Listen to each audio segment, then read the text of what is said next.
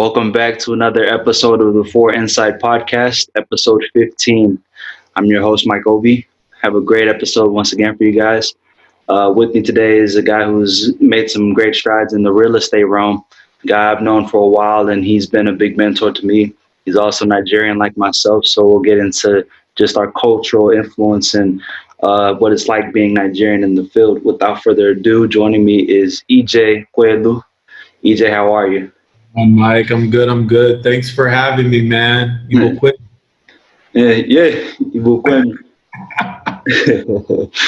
Let's get started. So, first off, I know real estate is a field that a lot of young people and people in general are starting to get into as far as the career path is concerned. I know also real estate is something that people are looking to as far as investing. So, you who is a realtor, talk about what does a realtor do for people who don't know. No, for sure. So a realtor is basically a licensed real estate agent. And what that means is we are able to represent people, corporations, et cetera, in the acquisition or divesting of real property. And real property is basically home, land, commercial spaces, vacation homes, things of that sort. And so we're licensed by respective states. And then we also have a federal license as well. So we're able to assist people with buying or selling of different real estate. Okay. Now, we're Nigerian American, as I stated in the beginning. Now, stereotypically, Nigerians don't get into real estate. We're normally known as doctors and engineers. So talk about how you got into real estate. What led you into that path? No, that is an excellent point. I still think today my parents are a little shell shocked. We have a kid in real estate and he's actually taking it serious. But no, like you said, I went to Texas A&M and I majored in industrial distribution, which is basically, it's a degree that's within the engineering college. Mm-hmm.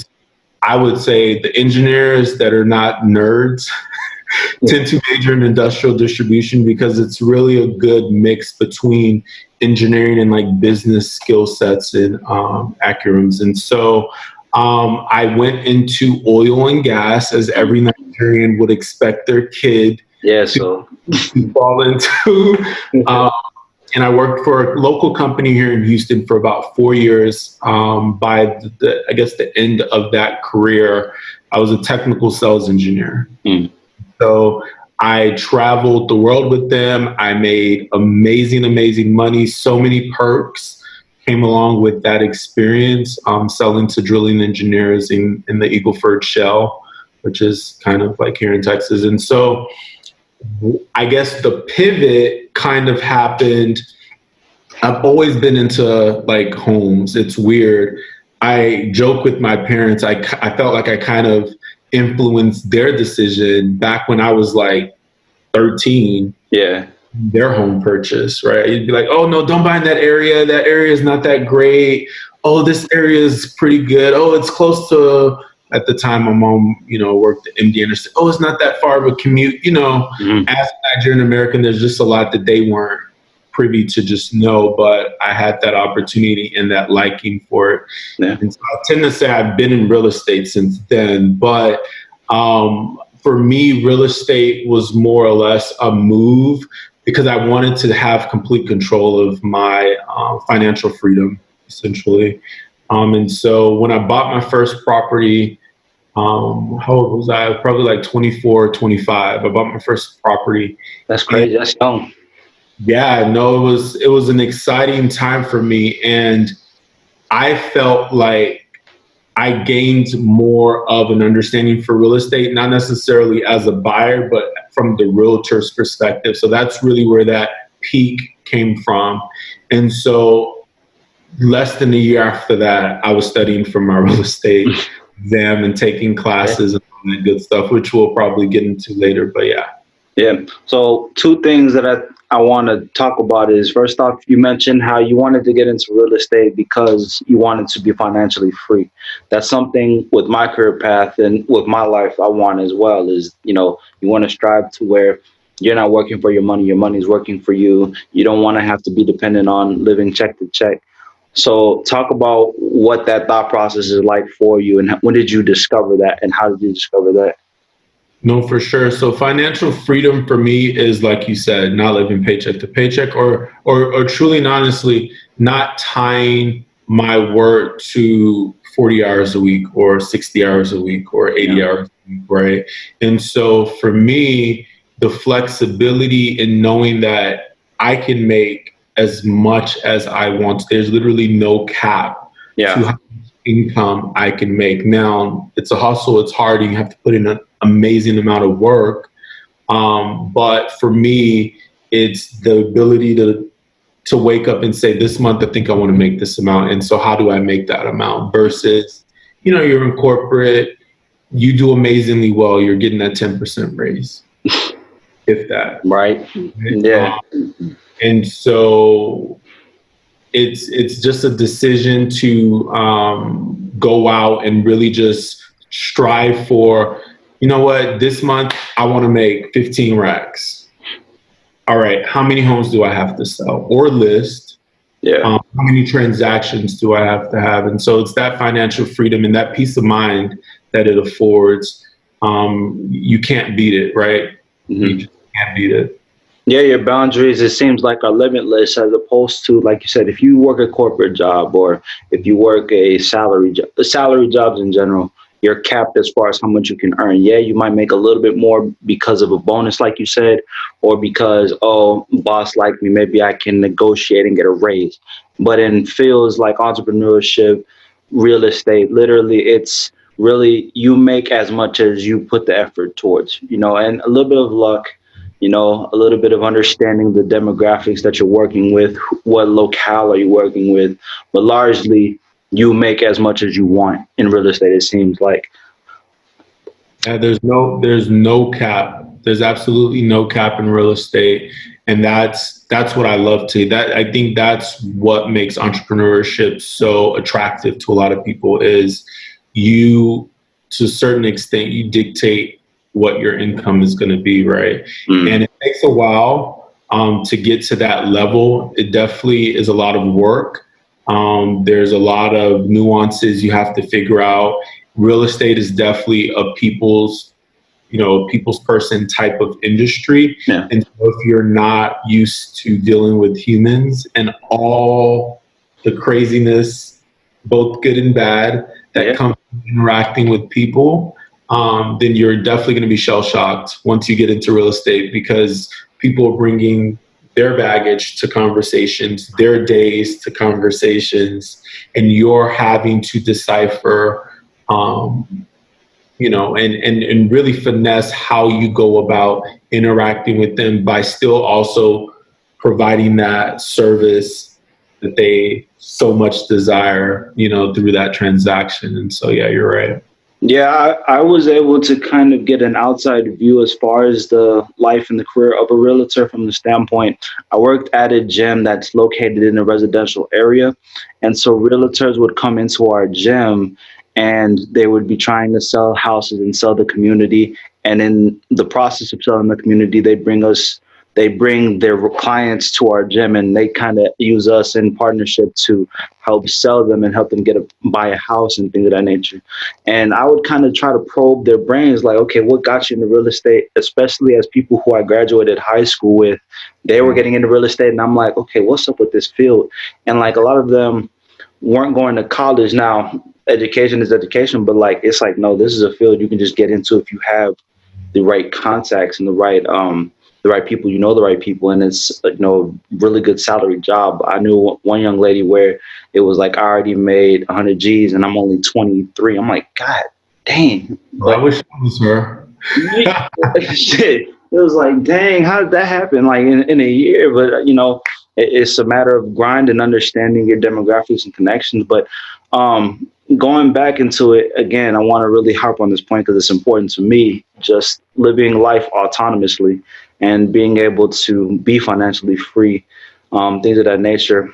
How do you factor in the money aspect from the job? I mean, yes, your limits are endless, but then in terms of putting the effort forward, trying to sell houses, understanding how to sell a house, how to interact with clients, how do you bring it all together as a realtor? No, that's an excellent question. It to me, it's always a learning curve that a realtor or a real estate agent has to go through to feel comfortable selling or assisting with the acquisition or acquiring property, right? And so the biggest part about real estate to me is one, learning the market. Mm-hmm. Right? So somebody goes, "Hey, I'm looking for a three." I had a call today with a gentleman. He goes, he's looking for a $300,000 house in the Richmond Sugarland area. He Yeah. would prefer brand new, but he's open to resell. And so instantly, a realtor that knows the area is going to go, well, Sugarland, new, that's a little below budget, right? Mm-hmm. Um, and so I'm able to kind of introduce that idea early enough on in the interaction to where I'm building confidence I'm building confidence in him towards me. Mm-hmm. Right. And so knowing the market is the number one, I think, strength that any realtor is going to have. Number two is being able to kind of understand what exactly it is your client wants. So I'm always having to put on the lens, not these glasses, actual lens, but I have to put the lens of what the client is trying to convey or what it is they're looking for, right? And Yeah. so what I tend to do is I tend to ask a lot of follow-up questions. Like they'll go, I want dark wood. Well, for me, that might be an oversimplified type of statement because I'm thinking, is it like brown Mm-hmm. dark wood? Is it gray dark wood? Right. And so just being able to put on that lens so that you can truly understand what they're looking for. And then so just round off top three things, negotiation. Yeah. You can't negotiate. Real estate is not for you. So for example, you see a house is 300. You're going to run comps as a realtor, which is a technical skill set that you pick up over time. Mm-hmm. Um, but you have to be able to negotiate with the other realtor on the other side of the transaction. And if you're the type of person that finds negotiating awkward, then you're going to struggle a little bit and probably build frustrations with your clients because you're not able to basically get them an amazing deal. And that's really why you're there, right? At the end of the day. So, yeah. So, and you specifically, you're the person who represents the clients trying to buy the home, or are you the person selling the property to the client? Great question. It depends, right? For example, I was representing the buyer yesterday. Mm-hmm. I was on a house. Within the next week, I'm going to be representing a seller. I'm listing a house. Okay. So I tend to do both. I'll say that most agents, when they start off, they're going to be representing buyers until they really start like building confidence in the neighborhoods they serve to really take on a listing. So yeah, Would you say that it's more challenging being a person who's representing a seller or representing a buyer? buyer. Why so? Um, when you're representing a seller's bought a house before, so it's not their first real estate transaction. Okay. Makes And sense. to a certain extent, they understand, at least on a higher level, what this process is going to look like because they saw it from the buyer's perspective, right? Yes. When you're on the buyer's side, they don't know nothing about nothing, especially if they're a first time home buyer. Now, if they're, second home, third home, Yeah. they got it, right? But the first time home buyer is hitting you up to go look at homes before they've even pre qualified. And so now you have to kind of reset expectations and also educate. So you're like, wait, we can't look at homes because I don't know what you're qualified to be able to afford. And, you know, in the beginning, I would like get so excited that I would completely skip that step. Oh, we're looking at homes, looking at homes. Oh, I've been looking at homes with you for about 2 months. Oh my God, we found the perfect home. You go get pre-qualified. You don't qualify, or you don't qualify for the home that we've been spending so much time on. And so what does that naturally do to humans? It demotivates them, right? Like, man, I spent all this time looking at this home. Now I don't qualify for the house. Man, screw this. I'm about to renew my lease, or whatever the case may be. Yeah. But an informed realtor is going to go, hey, Mike, I'm excited for you. We want to get you in the right home. But before we do that, let me connect you a couple of mortgage lenders that are going to be able to qualify you for a home so that I can do my job and really find the perfect home for you. And so I tend to feel like on the buyer side, it's a lot of education, a lot of redirecting and kind of pivoting. If your credit is not the best, we can link you with the credit specialist and y'all can work towards building that credit. But I will say that being on the seller side or the listing side does have a lot of its perks. Really, they're just sitting there and they're getting offers and they're like, hey, Mike, look at these offers we got. You want to accept it? Yeah, it's much easier. And so it's a little bit on the easier end, but house sits on the market for too long. Now Mike seller starts getting pissed off, like, EJ, what's going on? Yeah. I feel like we're not getting enough traction. I really want to sell this house. And so you're constantly, I guess, finding ways to contain emotions. Yeah. On the list side, right? So yeah. No, it's good. You mentioned mortgage lenders. For those who don't know nothing about real estate, what is a mortgage lender? So people know. Yeah, so a mortgage lender is an individual that is also licensed to be able to broker financial vehicles towards like borrowing of money. Okay. Right. And so mortgage lender or broker, it's kind of used interchangeably, to be honest. And so what they're able to do is, hey, Mike, let's get you qualified. I have a zillion different mortgage lenders that we can use. I'm going to find you the best lender for the best rate based off your very unique and specific situation. So credit score, income, things like that. Those are the two big ones. Oh, and assets. They want to know that like you have the money to pay for down payment and closing costs, right? And so the mortgage lender is just like scanning the market for like the best rates, the best mortgage or lending vehicles, and then they present it to you. So I typically advise my clients to talk to at least 2 to 3. Yeah. Just so you feel like you shop the market just a little bit. Absolutely. You talked about you had bought your first property at the age of 24. Talk about what that was like and just that experience. That was a huge milestone for me. I just remember when I was about 20, I really wanted to buy my house at like 21. I'm not even gonna lie to you.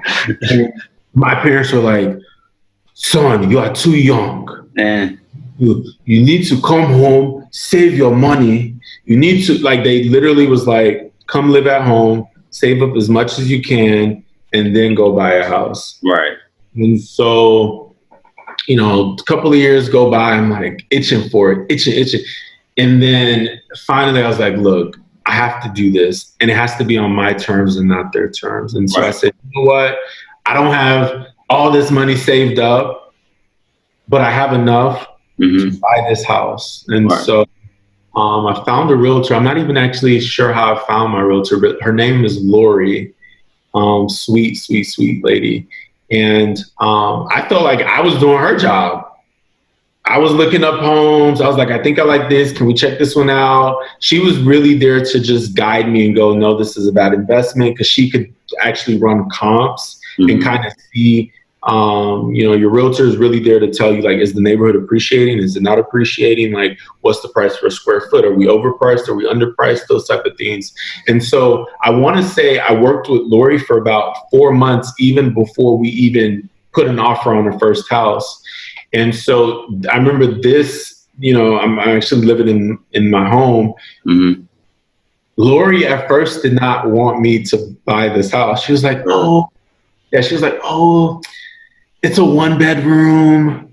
It's a townhome. It doesn't have great resale value. I was like, no, I want it. It's a memorial. It's in the area I want.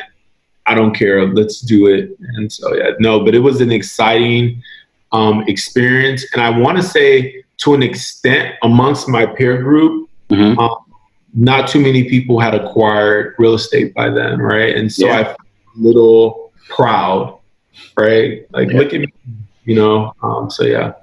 No, it's great because I mean I just turned 23 back in March, and so I'm a young dude, and learning about real estate now, trying to be curious about it, trying to learn. Okay, what is it like buying a house? What is it like renting property, getting into property? Okay, how do you find a house? What is a realtor? What do they do for you? All these things. It's like my mom and my dad and I, we've talked about it. But it's great to have somebody who actually is in the field and in the realm that can kind of tell wait, this is what it's like. This is what you're gonna look what you're going to look at. And, I mean, I'm sure after I'm done with school and I'm like, okay, I have a job. Okay. Do I want to get a house? Where do I want to live? How do I want to live? And all those things I'm starting to think about.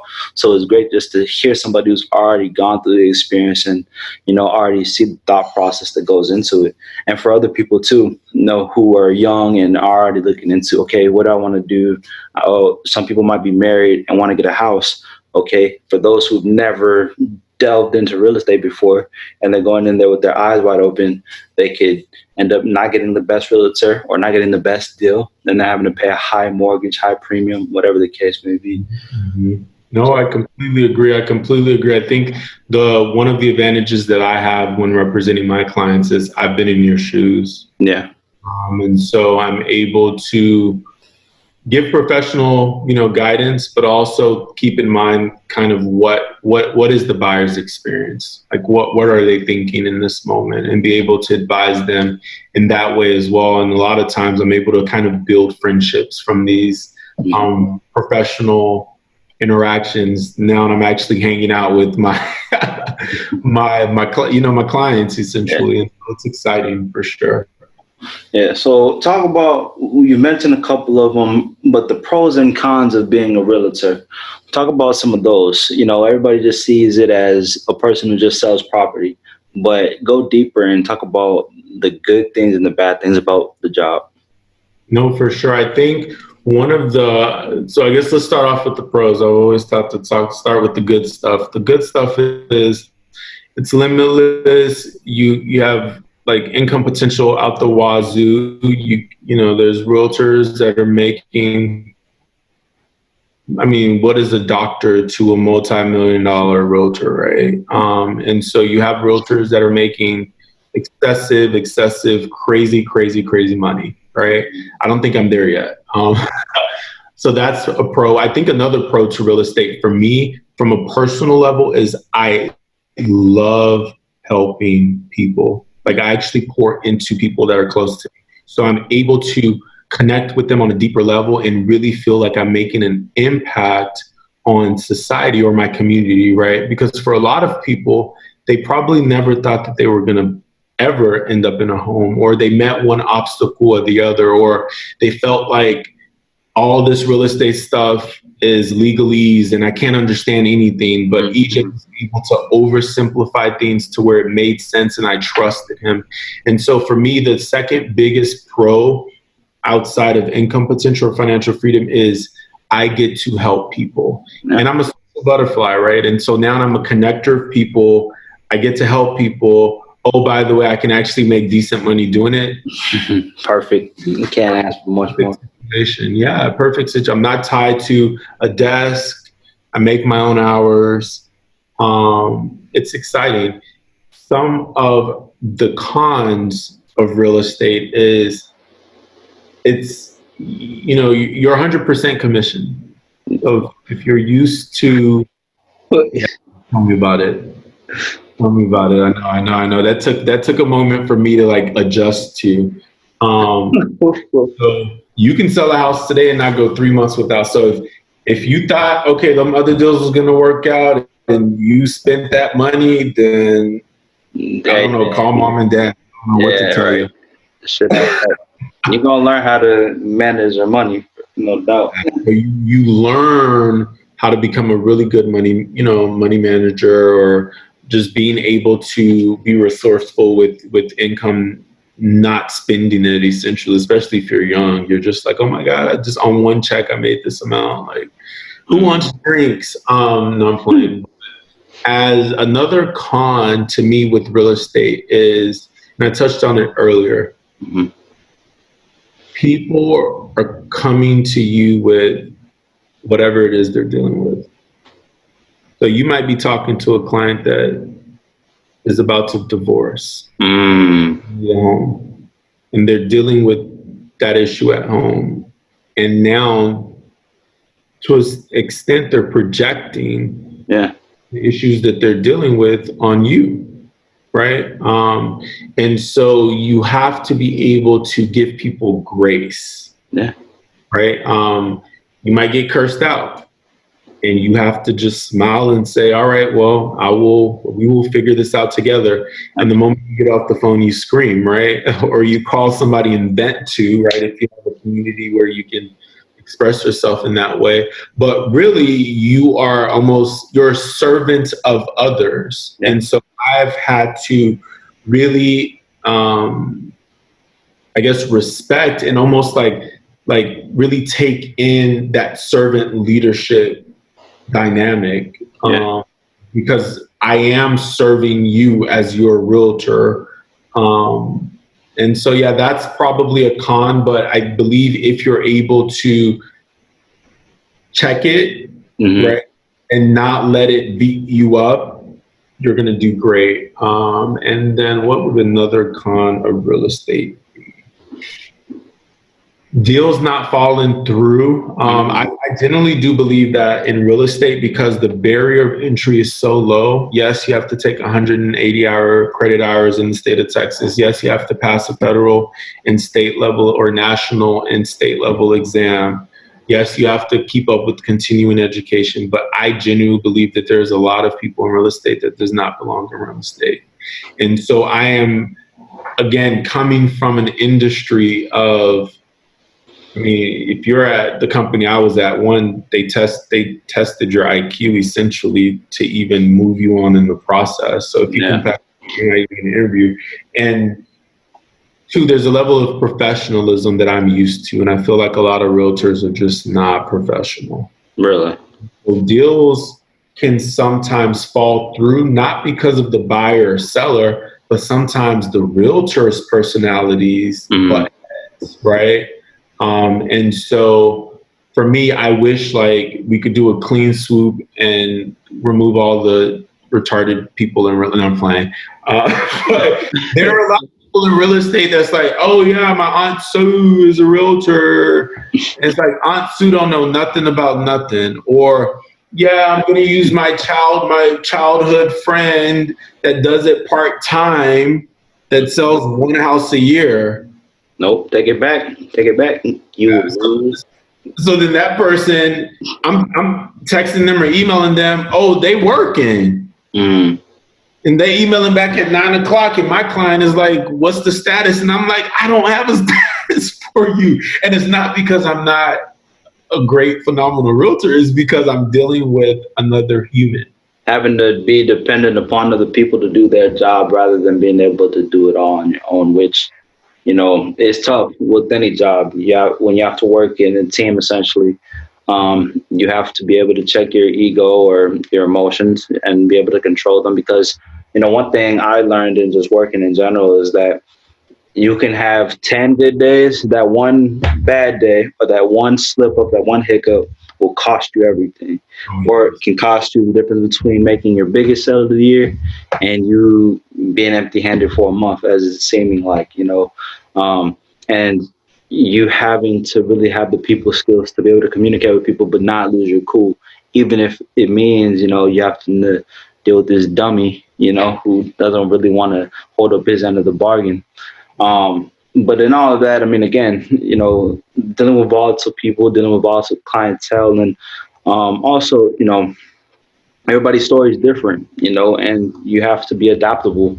Is appearing, which I can speak to just in my profession that I'm in right now. I'm dealing with coronavirus and contact tracing, and everybody has a different story. Everybody, some people are, smooth sailing. You get what you need out of them, and that's it. Yeah. Others, no, it's pulling teeth because they don't trust you. Yeah.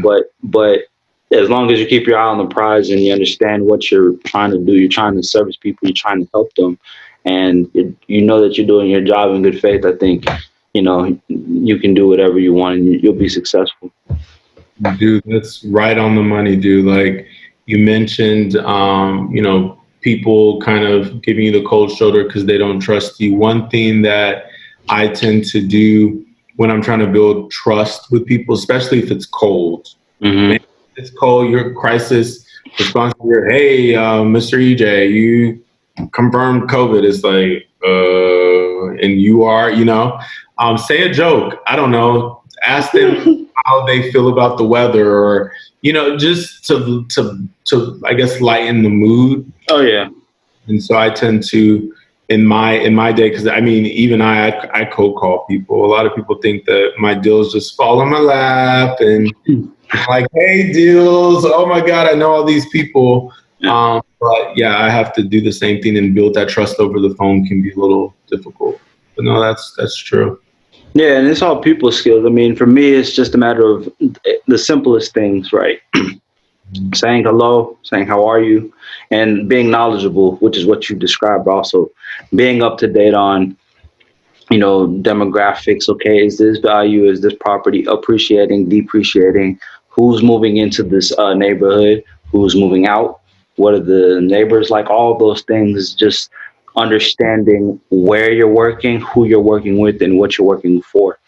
Yes. All those things. If the more you know, the better you do. Knowledge is power, and health, knowledge is wealth. I mean, again, for those who don't know what they're doing, they struggle, they don't sound sure of themselves. Then, when they're interacting with customers, people can smell insecurity, or they can smell hesitancy, right? So when you're a person who's sure about what he's talking about, you can speak with confidence, and people can see like, okay, no, I can trust this guy.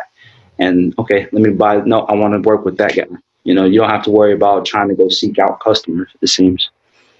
No, for sure. I actually have an interview call.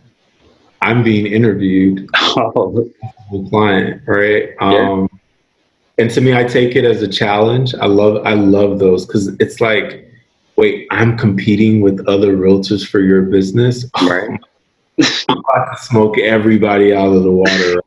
And to be honest with you, I don't have a lot of years of experience. Like if I'm talking to somebody and their biggest thing is they want somebody with all this experience, then I'm not that. But I can guarantee you, I mean, even my team. So I work. I'm a part of the Lighthouse Group, which within real estate you have a brokerage, right? So Remax, everybody knows Remax, the big blue balloon. Mm-hmm. We are part of Remax Signature, but within Remax Signature, you're able to form teams. Yeah. So me and my managing partner, David Macias, awesome realtor. Like if I'm going to lose to David, I'm cool with that. He's stand up, great guy, been in the game about 8 years. Mm-hmm. Um, but even as I'm preparing for this interview with a possible client, I'm it's only to my advantage to say, you're not just working with me. I'm going to leverage my team. So really, you're getting a combined over 10 years of experience Yeah. in this transaction. And so it's the confidence building that I'm able to. I don't even remember the question. I mean, bottom line is that the more sure of yourself that you are in the profession, and with anything, the better you're able to do your job, and the easier it becomes. Exactly. There you go. Thanks for summarizing that. Uh, Sometimes I just go in loops, and I'm like, can somebody save me? Yeah, I got you, man. I got you, my Nigerian brother. I got your back. But going on to the next thing. So, for people who are looking into getting into real estate, maybe it's investing or buying a property. What are some of the things that you want people to know? Whether it's somebody who you're going to work with, either you're helping a buyer, right, and they know nothing about real estate. What are some of the key things that people should know when they're looking into buying a property?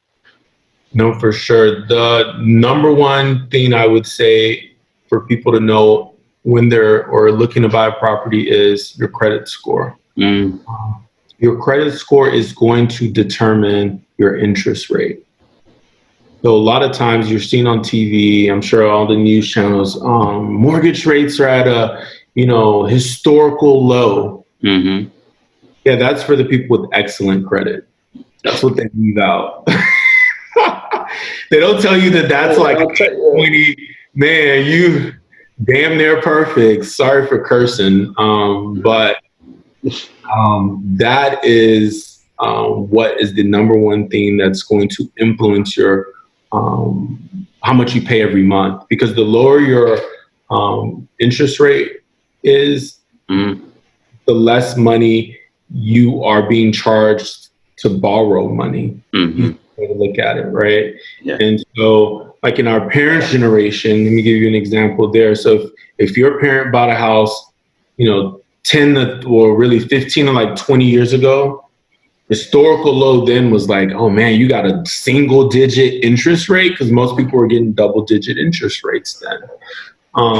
And so now what you have is a situation where people that might have got like a 5% or a 10% or whatever, they're refinancing Mm, to take advantage of this lower interest rates. And so number one is credit. Number two is, I always say start with the end in mind. And what I mean by that is, what is your exit strategy for this property? mm, Is it to live in it for 5 years and then sell? Is it to, keep it for the duration of the 30-year note? Is it to pass it on to your kids? Is it to live in it for a year and then put tenants in?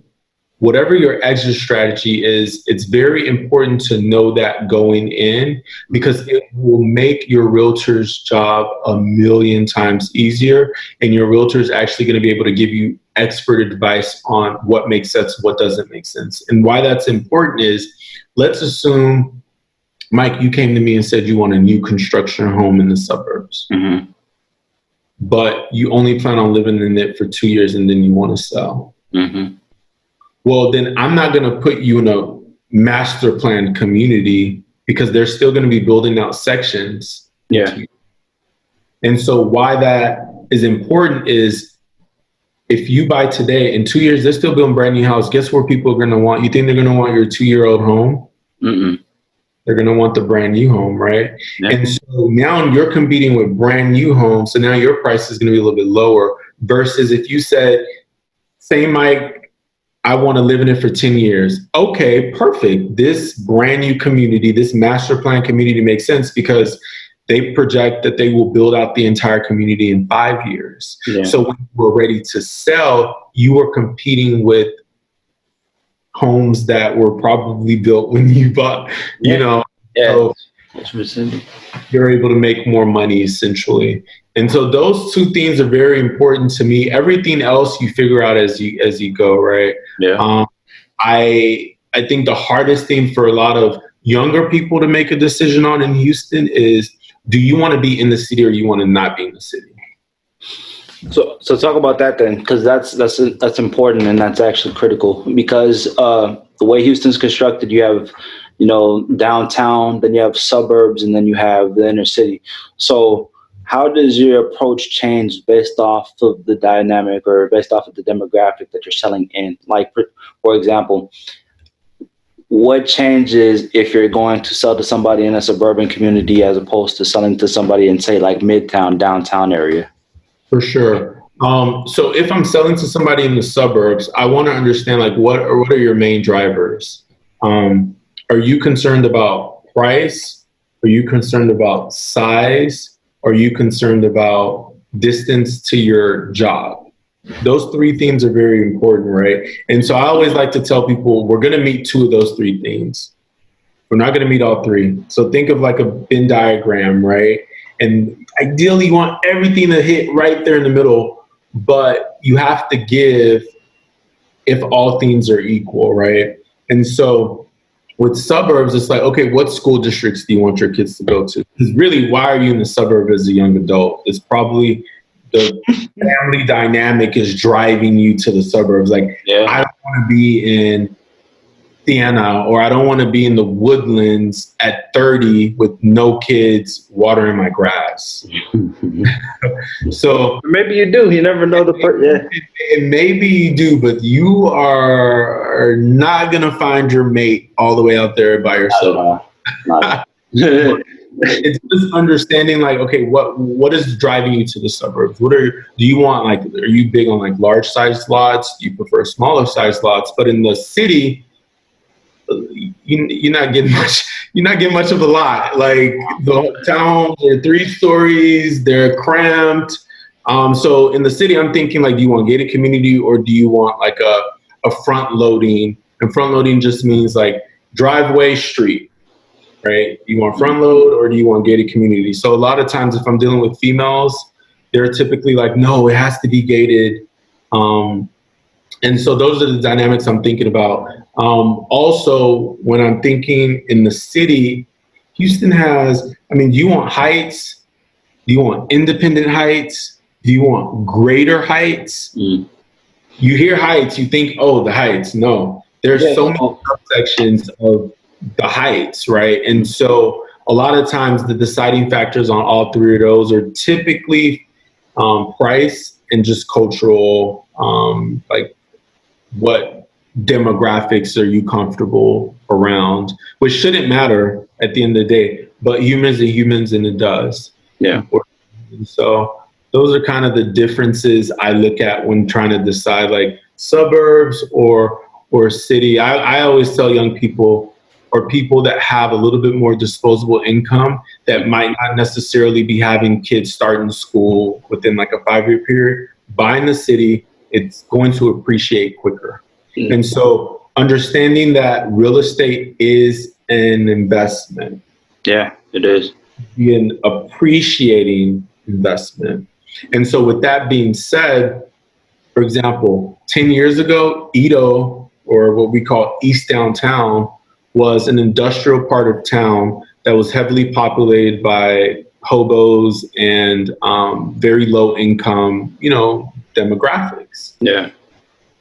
Today, I believe the average home in Edo is like high 300s, Mm-hmm. right? And so think of, let's assume you acquired property in Edo 10 years ago, and you fast forward to today, I can bet you my life that property is appreciated by at least $100,000.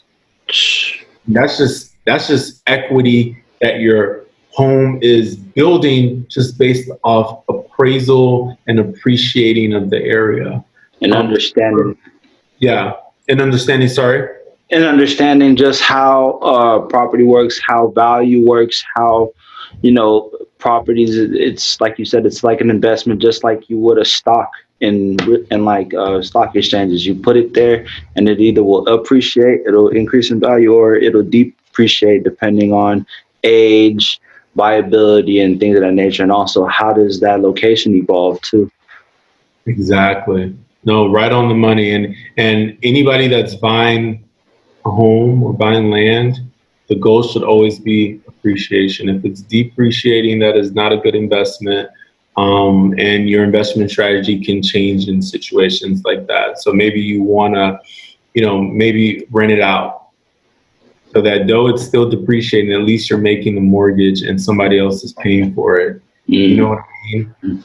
And so there's different investment strategies for, is it a bull market? Is it a bear market? Are we going through a recession? Or, so yeah, it's different ways to go about it for sure.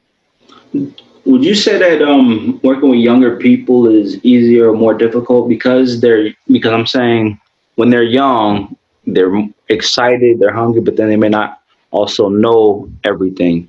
So is it easier or difficult working with a certain age group? Like you look at it, okay, EJ, you're assigned this either person or family or couple, and you look at it. Are certain groups easier or difficult, easier or more difficult than others? I don't think I've noticed a difference, but I can tell you that younger people have less variables, and so Mm, that's what that could. I guess that answers that question. You don't have to worry about schools. Most young people that are buying, they don't even know what schools their home is zoned to be yeah, honest, because they're just not that in that stage of their life. All they care about is getting a good deal in a great location where they know they're going to make their money, yeah, right? And so I would say working with young people is a lot easier when you're dealing with people with families, or even say you have a family where a husband and wife are in their 40s, right? So kids might be like preteens or teens. hmm, Um, that dynamic can be a little different because sometimes they'll tell you like, hey, we need a home with two bedrooms downstairs because our parents. So now you start seeing multi-generational families. variables and families that will play into what options are available, because they will go, yeah, I don't want a one story because I don't want to, like, I want my kids in their space, Hmm. right? How we were when we were teenagers. But at the same time, I need a larger space Hmm. because, mom and dad, grandpa and grandma are going to be visiting and they can't climb the stairs to the guest.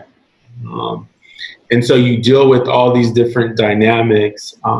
But no, I don't tend to see the difference. I always look at it like I am just providing my expert opinion and advice based off of your unique situation and every person's situation. A lot of people are like, oh, what do you think I should do? Well, let's analyze your situation and Hmm. come up with the strategy and game plan to make it work. So yeah.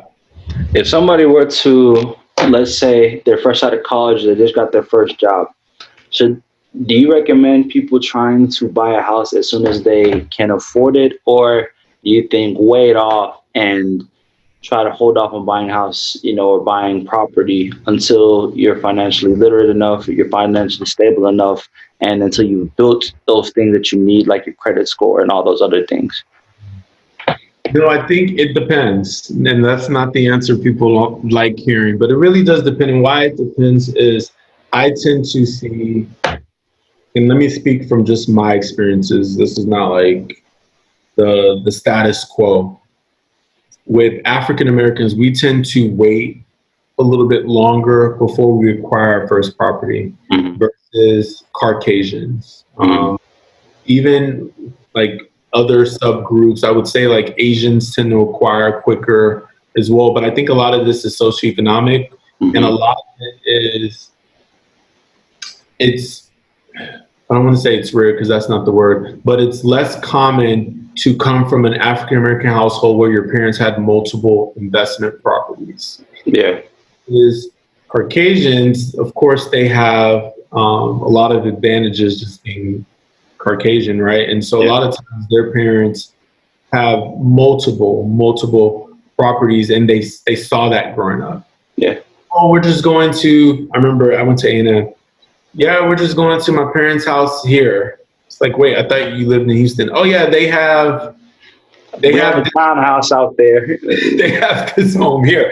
I'm like, okay, that's different. My parents, and I So, don't think we grew up. I didn't grow up poor. I grew up like middle working class. yeah. But even so, my parents didn't really have properties around the world, essentially.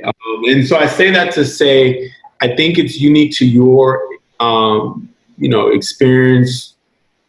And I hate giving kind of like general advice for that. But I will tell you this: you don't need to know everything. You don't need to have everything figured out to start the journey of investing in real estate. If you have the credit to qualify for a loan, I Hmm. would always say it's to your advantage to own versus rent. But your situation might be unique. You might be thinking, I graduate, I want to go back to school in a year or two. Hmm.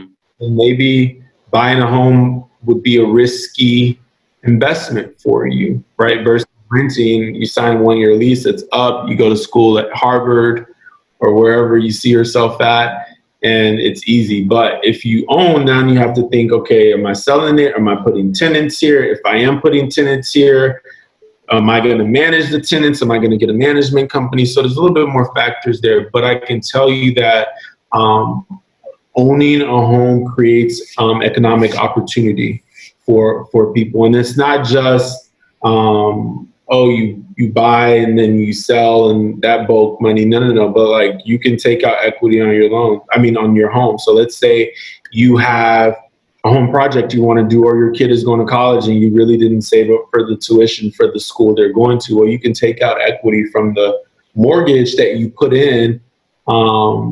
At kind of like tax, it's very there's a lot of tax advantages there versus, we're all in school. You know how much they're taxing for student loans and things like that. It's crazy. I know you're sighing. I can feel it over the Zoom video call, and so there's a lot of advantages. You buy a home, you have assets. Yeah. That's collateral. No, no, yeah, exactly. And that's part of the reason why I asked the question. Um, me getting out of school, a lot of times young people say, well, what do I need a house for? Let me just get an apartment and I can just pay that off, right? But then for some people who may look at it, okay, maybe I can buy this property and it can appreciate in value. Yeah, I have to maybe pay more, but then the payoff could be greater for me. So just understanding that, for me, who doesn't really know too much about real estate, it's just like, okay, when I'm able, I can just go rent an apartment and then just keep living there, and paying that off. Or, okay, if I can afford a house, do I just go get the house and maybe hopefully I get a good deal? I find something that is a hidden gem and then I can profit from it later on down the line, you know? No, for sure. There's a lot of you speaking about getting, a hidden gem. That's moving towards like possible like real estate investing, right? Yeah. Finding a undervalued home or a home that might need a little bit of TLC, and Hmm. you moving into it and taking your time with that project and putting sweat. We call it sweat equity. Putting sweat equity into the home to make it look like just need a little bit of love. That's what I like to say. And so by the time you fix it up the way it needs to be fixed, you get it reappraised, and it probably will reappraise for a much higher amount. And so now you can, when you are ready to exit the home or sell it or whatever the case may be, it's now selling for a much higher price than what you bought it for. Yeah, And I so, have a friend who's doing that with certain properties. He's doing his first one, so just understanding and seeing him do that work and get into that has been interesting as well, like you I'm mentioned. sure he's like super stressed. No, yeah, yes, he's working every day, and he's like, "Man, this is tough," but I'm like, just keep your eye on the prize. You know what you got into it for. No, for sure. And if I would say, if you have any inclination for real estate investing, then definitely take advantage of him as a resource to just learn. Yeah, absolutely. Force him out. You're his friend. You're not gonna be an asshole just watching as he carries plywood across the damn. But no, it's definitely, real estate is the number one resource that has created the most millionaires in the United States. Yeah. Not the stock market, not being an entrepreneur, Mm. but acquiring real estate. And so once we get that kind, and it's weird because for me, I don't know about everybody else, I wasn't trained to think like that. Oh no, neither was I, and that's why it's frustrating when you become an adult and it's like, but why didn't I know this younger? You know what I'm saying? Why wasn't I privy to this information younger? And it's like you found it out, you discovered it, and now I'm trying to understand it and discover it for myself because it's like I could have sat back and said, man, I didn't get taught this. Damn. But instead I'm like, no, okay, I have a chance now. Let me try to learn from people. Let me try to seek out the knowledge and let me try to read about it if I can read about it and try to, talk to people who have experience in the field and understand it, you know. Exactly, exactly. So just closing out, your experience in being a realtor, what are some of the biggest lessons that you've learned in the profession in your years being in it? That's a good question. One of the biggest things I've learned in my profession, Yeah. real estate has really humbled me. Mm. Um, so I would say that I would consider myself a very social person. I have a huge network of people to tap into. The humbling experiences actually have been asking for the business. And that took me reading books. Mhm. I'm a realtor. I'm EJ. What are y'all talking about? Like, y'all supposed to be calling me. I'm EJ. Bro. And exactly. And you slowly learn Yeah. through a piece of humble pie that people don't owe you nothing. Mhm. People don't owe you their business. People don't owe you opportunities. And so I actually have to say, hey, Mike, if you or anybody you know Mhm. is looking to buy or sell a house, I would be honored to serve them in being their realtor and assisting them in acquiring or selling their property. And then you say it again, and then you say it again, and then you say it again, and now it sounds normal to you because EJ has never had to ask Mike for anything before, Yeah, it's true. Yeah. right? I was in sales, technical sales engineer. I've done a lot of different sales roles. I actually help a startup right now as a sales consultant in the biotech space. And so it's different when you're selling a product that's a company's, right?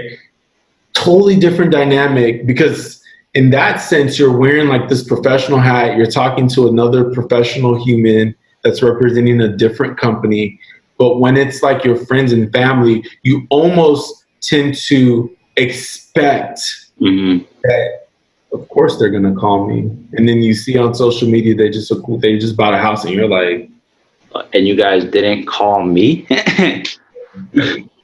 I didn't realize I was that bad of a human. Nah, And man. Closed mouth don't get fed. Mhm. exactly. And so it's easier said than done, but definitely always be closing, always be asking for the business. And you'll slowly realize that you'll end up creating like a small community or what I like to call tribe. Yeah. I like my tribe.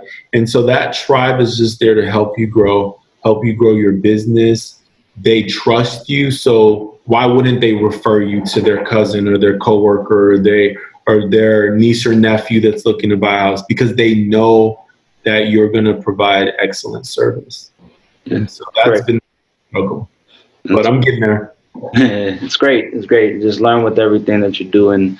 Is build upon your experiences, and experience is the greatest teacher, as they say. Exactly. With every episode, in closing, I always try to ask all of my guests to leave nuggets to the next generation, to young people, because that's largely why I started this platform. For you, who is a realtor, who's into real estate, what would be your advice to young realtors, young real estate agents, people who are looking into getting into property? What would be your last nugget of wisdom to them? No, for sure. So I have this journal. I'm just going to read it Oh my because God. I think it, you want to see it? Yeah.